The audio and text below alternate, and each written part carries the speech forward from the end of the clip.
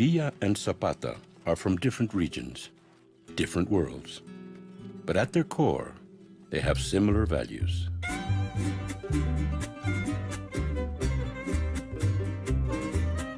In some respects, their visions were similar, in others somewhat different. Both of them wanted a weak central government. They didn't want the central government to interfere with their areas. They were regionalists.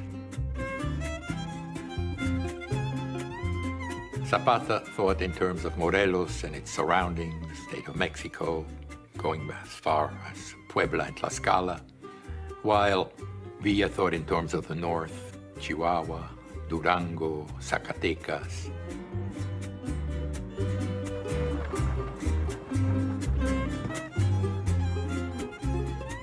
Both want agrarian reform, but the visions for land reform are different.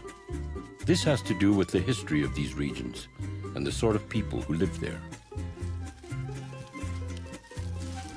En Morelos es mucho más fuerte el peso de la sociedad indígena y la tradición de las comunidades indígenas. Entonces, hay una tradición mucho más comunitaria en comparación con la tradición más individualista que hay en el norte.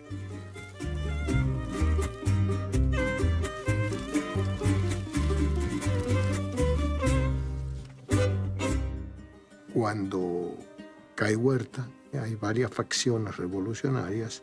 Se reúne la Convención de Aguascalientes en octubre del 14 con representantes obregonistas de Carranza, con representantes del ejército villista. The revolutionary forces have now split into two factions.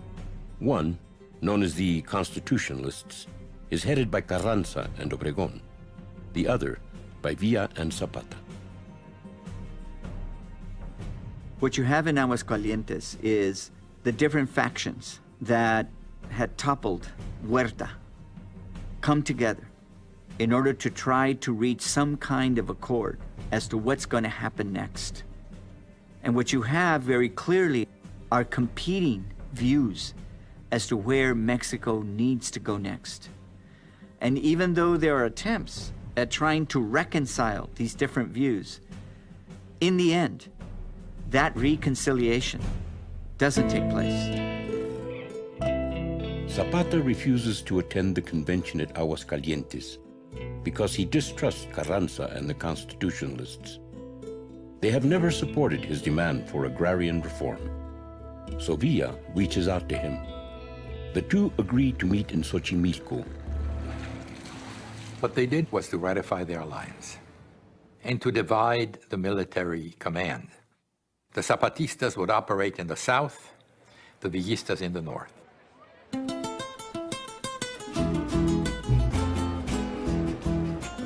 After their meeting in Xochimilco, the united armies of Zapata and Villa march into Mexico City. This is an army of the people, unlike any the residents of Mexico City have ever seen.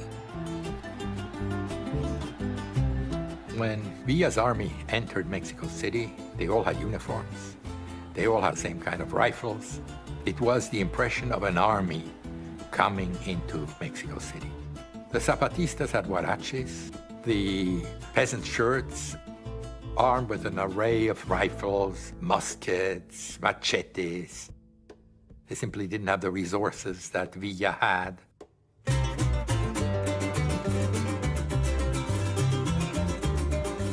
On the other hand, the Zapatistas were the most respectful of private property. They knocked at doors asking if they had a few tortillas to give them, while the Villistas took what they wanted.